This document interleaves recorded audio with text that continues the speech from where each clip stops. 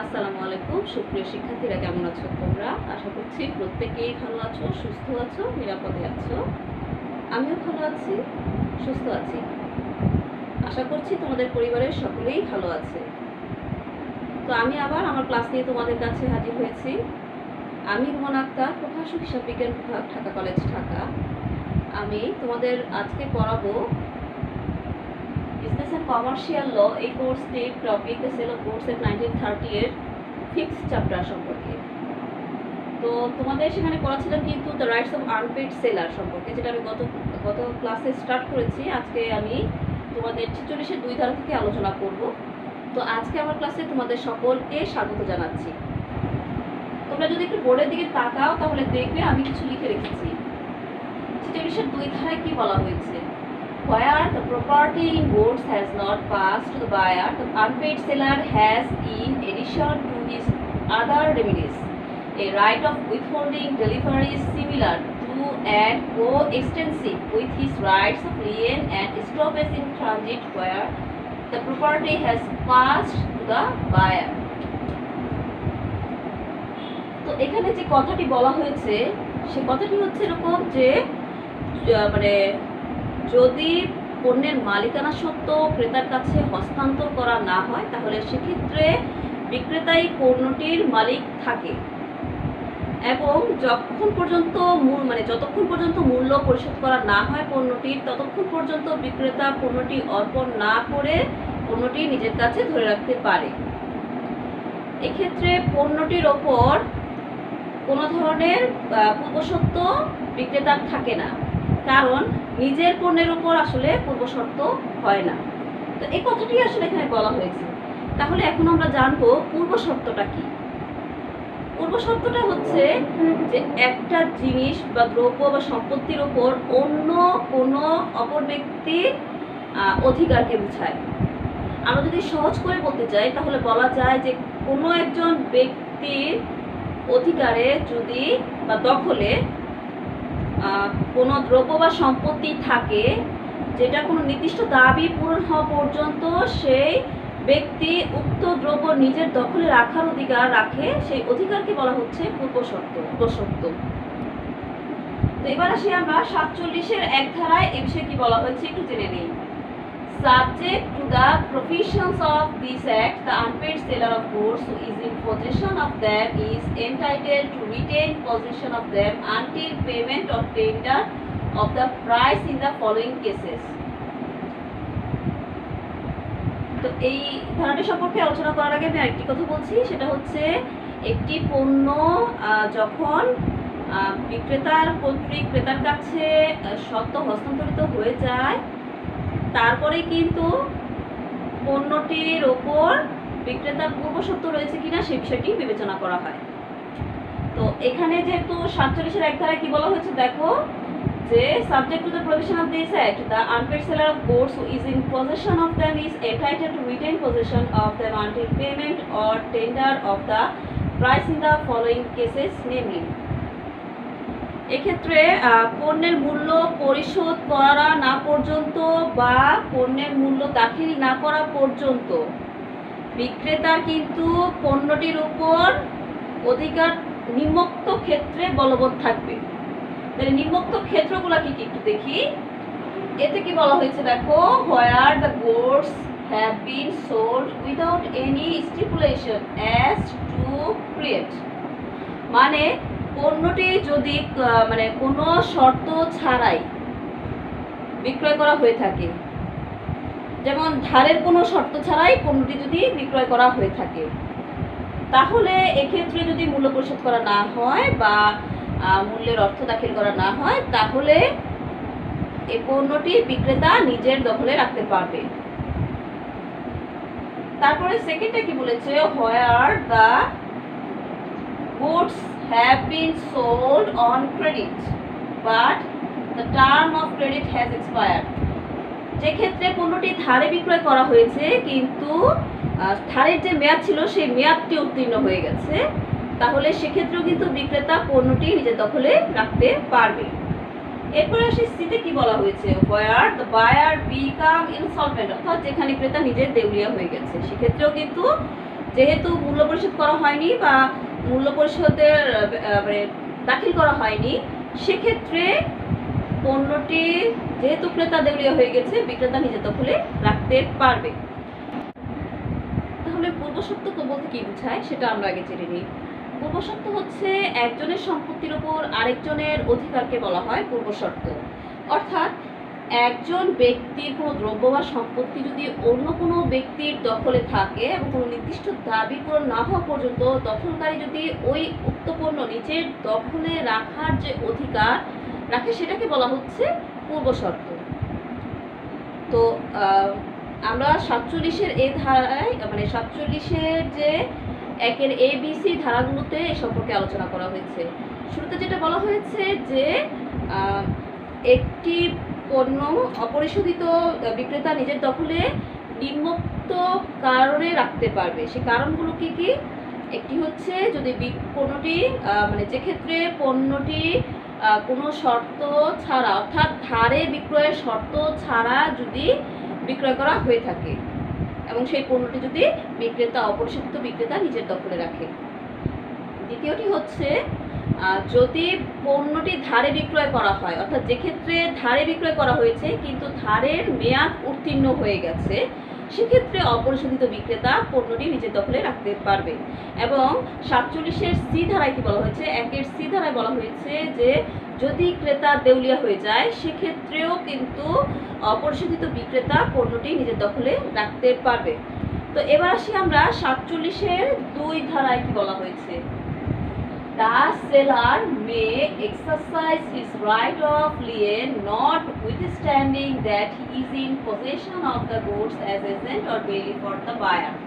অর্থাৎ যে ক্ষেত্রে অপরিশোধিত বিক্রেতা বিক্রিত পণ্যের প্রতিনিধি মানে ক্রেতার প্রতিনিধি হিসেবে বা গচ্ছিত গ্রহীতা হিসেবে পণ্যটি যদি নিজের দখলে রাখে, সেক্ষেত্রেও কিন্তু তার পূর্ব শর্ত বজায় থাকবে।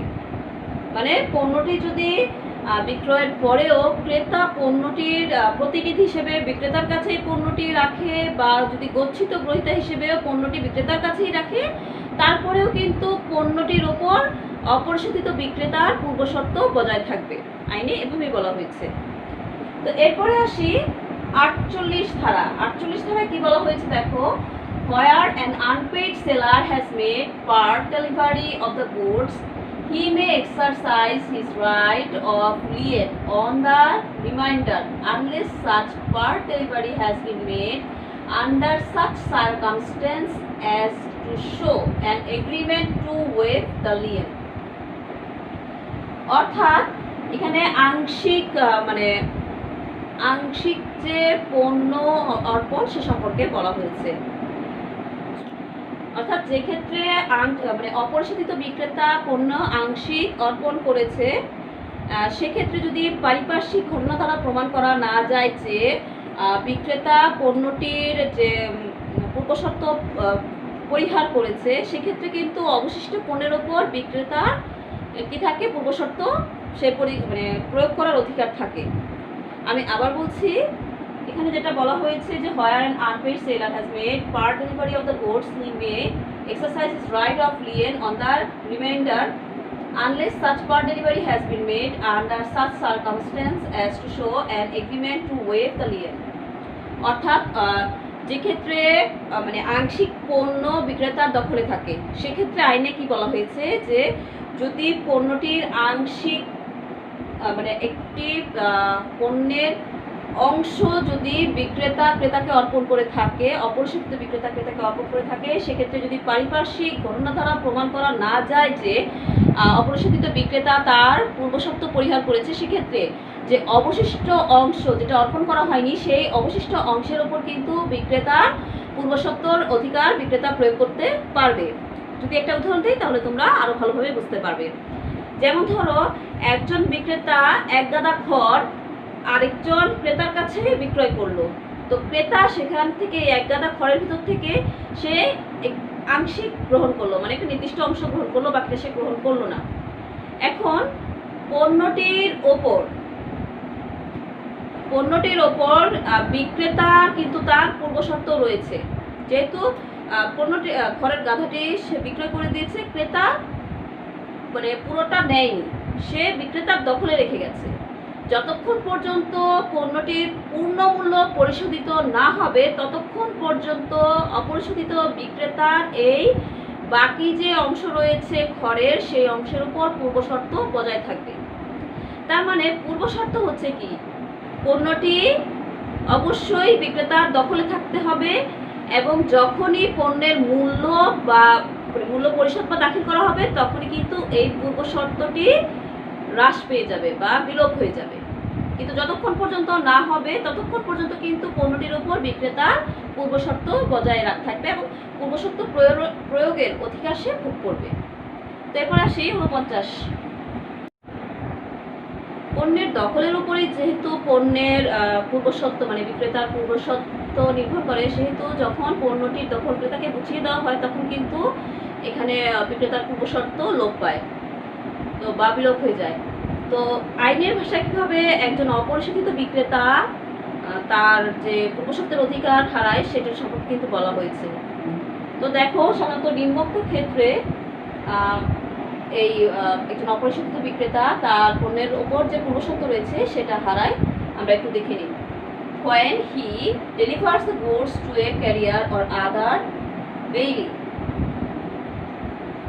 আচ্ছা আমি শুরু থেকেই বলছি, 49 ধারায় যেটা বলা হয়েছে, the unpaid seller of goods loses his lien thereon, মানে অপরিশোধিত বিক্রেতা কখন বা নিম্নোক্ত ক্ষেত্রে তার যে পূর্বশর্তের অধিকার সেটা হারায়। সেই শুরুতে আছে 49-এর এতে আছে when he delivers the goods to a carrier or other bailey for the purpose of transmission on the buyer without reserving the right of disposal of the goods, অর্থাৎ পণ্য বিলি বন্টনের অধিকার সংরক্ষণ না করে যদি কোনো বিক্রেতা পণ্যটি ক্রেতার কাছে পৌঁছানোর উদ্দেশ্যে কোনো বাহক বা গচ্ছিত গ্রহীতার নিকট অর্পণ করে, সেক্ষেত্রে অপরিশোধিত বিক্রেতা কিন্তু তার পণ্যের উপর যে পূর্বশর্ত রয়েছে সেই অধিকারটি হারায়।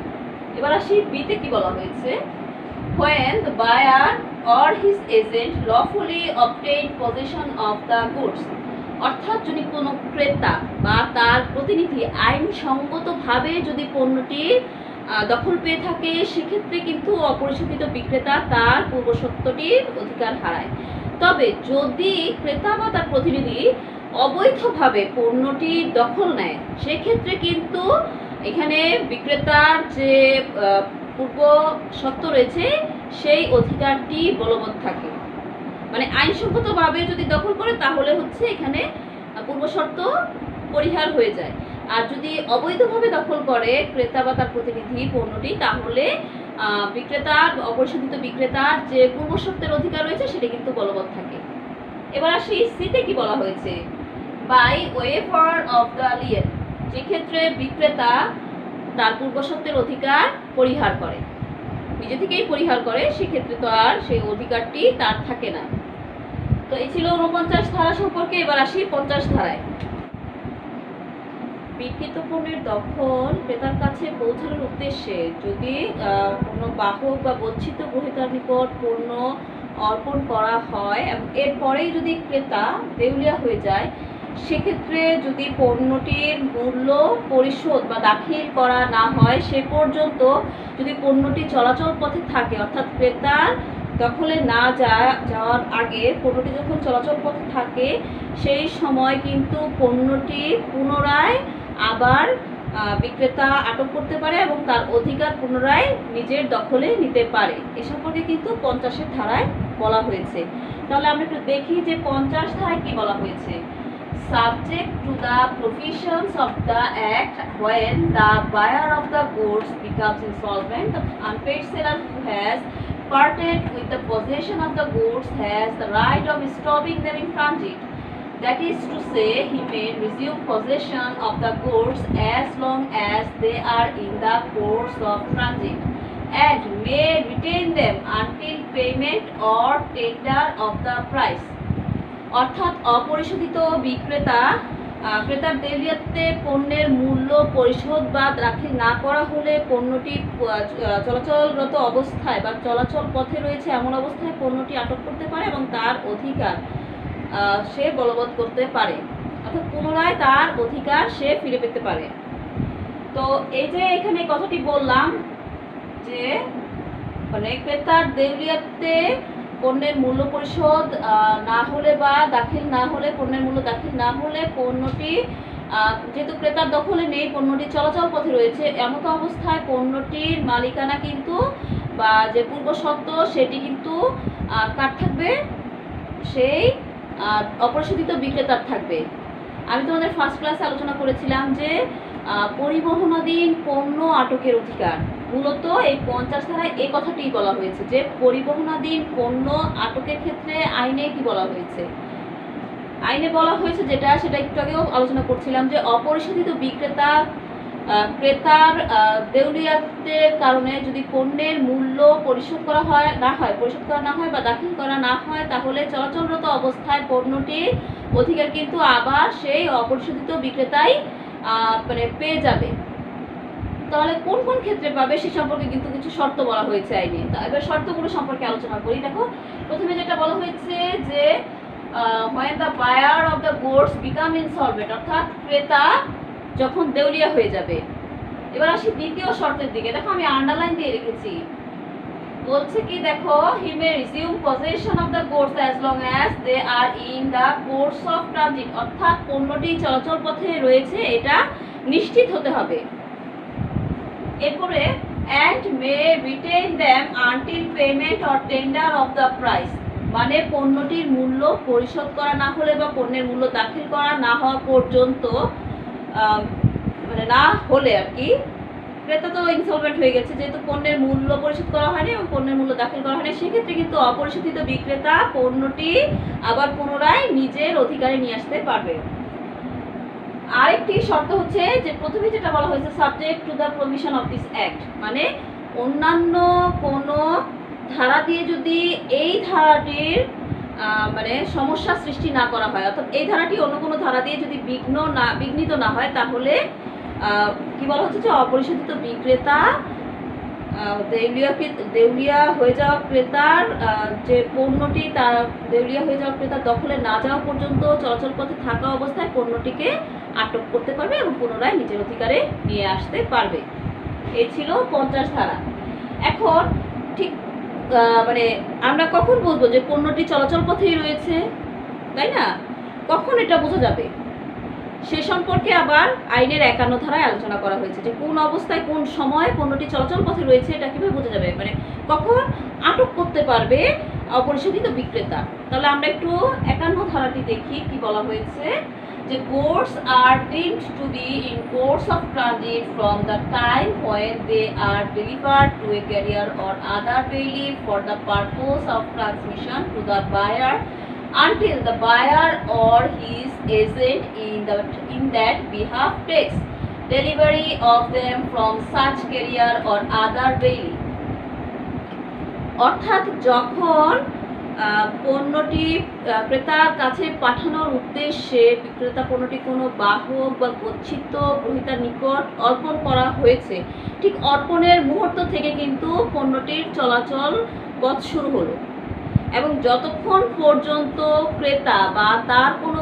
প্রতিনিধি ওই বাহক বা ওই গচ্ছিত গ্রহীতার নিকট থেকে পণ্যটির অধিকার দখল নিজেদের কাছে না নেয়, ততক্ষণ পর্যন্ত পণ্যটি চলাচল পথে রয়েছে বলে ধরা হবে।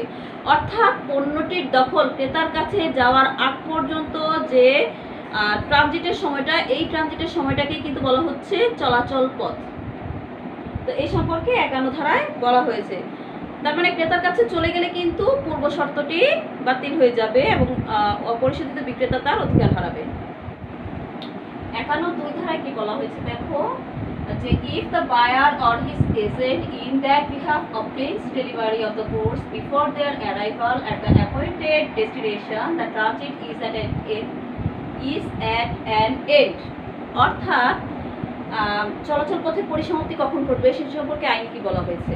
আইনে বলা হয়েছে যে যদি পণ্য ক্রেতাকে পাঠানোর উদ্দেশ্যে কোনো বাহক বা গচ্ছিত গ্রহীতার নিকট অর্পণ করা হয়ে থাকে, তো সেই সময় যে নির্দিষ্ট সময় পরে গন্তব্যে পৌঁছাবে, তাই না, সেই গন্তব্য স্থানে পৌঁছানোর পূর্বেই যদি ক্রেতা বা তার প্রতিনিধি পণ্যটি দখল নিজেদের কাছে নিয়ে নেয় বা পণ্যটিকে গ্রহণ করে, তাহলে কিন্তু ওই মুহূর্ত থেকে পণ্যটির যে চলাচল পথ বা পরিবহনাধীন বিষয়টি সেটি রহিত হবে, অর্থাৎ পণ্যটির মানে চলাচল পথের পরিসমাপ্তি ঘটবে। তো এরপরে আসি 51 ধারায় আবার কি বলা হয়েছে। If after the arrival of the goods at the appointed destination, the carrier or other bailee acknowledges to the buyer or his agent that he holds the goods on his behalf and continues in possession of them as bailee for the buyer or his agent, the transit is at an end, and it is immaterial that a further destination for the goods they may have been indicated by the buyer. অর্থাৎ চুক্তি অনুযায়ী যদি পণ্যটি মানে মানে মানে গন্তব্যস্থানে পৌঁছানোর পর বাহক বা গচ্ছিত গ্রহীতা যদি ক্রেতা বা তার প্রতিনিধিকে জানায় যে পণ্যটি ক্রেতার পক্ষে তারা তাদের কাছে রেখেছে, পণ্যটির দখল তারা ক্রেতার জন্যই নিয়েছে, সেক্ষেত্রে কিন্তু পণ্যটির যে চলাচল পথ সেটা কিন্তু পরিসমাপ্ত হয়ে যাবে। যদিও এক্ষেত্রে যে বাহক ছিলেন সে পণ্যটি গচ্ছিত গ্রহীত হয়ে যাবে ক্রেতার পক্ষে, এবং ক্রেতা যদি পরবর্তীতে নির্দেশও দেয় যে পণ্যটি অন্যত্র মানে নিয়ে যাওয়ার জন্য বা অন্যত্র অর্পণ করার জন্য, সেক্ষেত্রেও কিন্তু গন্তব্য স্থানে পৌঁছানোর পরে কিন্তু মানে চুক্তিতে উল্লেখিত যে গন্তব্য স্থানটি নির্ধারণ করা হয়েছিল সেই স্থানে পৌঁছানোর পরেই চলাচল পথের পরিসমাপ্তি ঘটবে। যেটা বলছে শুরুতে যে after the arrival of the goods at the appointed destination, মানে যে স্থানে পণ্যটি পৌঁছে দেওয়ার কথা ছিল, যে গন্তব্য স্থানটি শুরুতে নির্ধারণ করার কথা ছিল, সেই স্থানেই যখন পণ্যটি পৌঁছানোর পর the carrier or other bailee acknowledges to the buyer or his agent that he holds the goods on his behalf and continues in possession of them as bailee for the buyer or his agent. অর্থাৎ পণ্যটির যে মানে তারা তাদের যে দখলে রেখেছে সেই দখলে রাখার বিষয়টি কিন্তু শুধুমাত্র ক্রেতার কারণে হয়েছে, মানে ক্রেতার পক্ষ হয়ে কিন্তু এই বাহক বা গচ্ছিত গ্রহীতা পণ্যটি নিজেদের দখলে রেখেছে, এবং এই যে তারা তাদের দখলে রাখলো এটা কিন্তু নিজেদের স্বার্থে না, এটা ক্রেতার স্বার্থে, ক্রেতার পক্ষ হয়ে তারা এই পণ্যটির যে অধিকার বা দখল সেটা নিজেদের কাছে রেখেছে। বলা হয়েছে কি the transit is at and, ঠিক ওই সময়তেই কিন্তু এই পণ্যটির যে চলাচল পথ সেটা পরিসমাপ্ত হয়ে যাবে, মানে যখনই তারা ক্রেতাকে জানালো যে তারা গন্তব্যস্থানে পৌঁছেছে ঠিক এবং তাদের ক্রেতার পক্ষ হয়ে তারা পণ্যটি দখল রেখেছে, ঠিক সেই মুহূর্ত থেকে পণ্যটির চলাচল পথের পরিসমাপ্তি ঘটে যাবে। And it is immaterial that a further destination for the goods they may have been indicated by the buyer. এবং এরপরে যদি মানে এখানে তো বাহক যেহেতু ক্রেতা গচ্ছিত গ্রহীতা হয়ে গেল, তাই বাহককে যদি ক্রেতা অন্যত্র পণ্যটি পৌঁছে দেওয়ার জন্য বা অন্যত্র কোনো গন্তব্যস্থান নির্দিষ্ট করেও দেয় পণ্যটির জন্য, সেক্ষেত্রেও প্রথমেই যে গন্তব্যস্থানটি ছিল সেই স্থানে যেই মুহূর্তে ক্রেতাকে জানানো হয়েছে সেই মুহূর্তেই কিন্তু আসলে চলাচল বা পরিবহনাধীন অবস্থাটি পরিসমাপ্তি ঘটেছে, অর্থাৎ চলাচলের পরিসমাপ্তি ঘটেছে।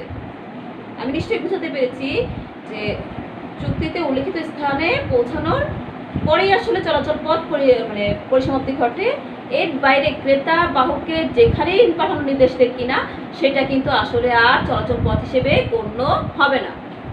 আই থিঙ্ক আমি এটা ক্লিয়ার করতে পেরেছি। এরপরে আসি আমরা 51 ধারা। If the goods are rejected by the buyer and the carrier or other bailee continues in possession of them, their transit is not deemed to be at end, even if the seller has refused to receive them back.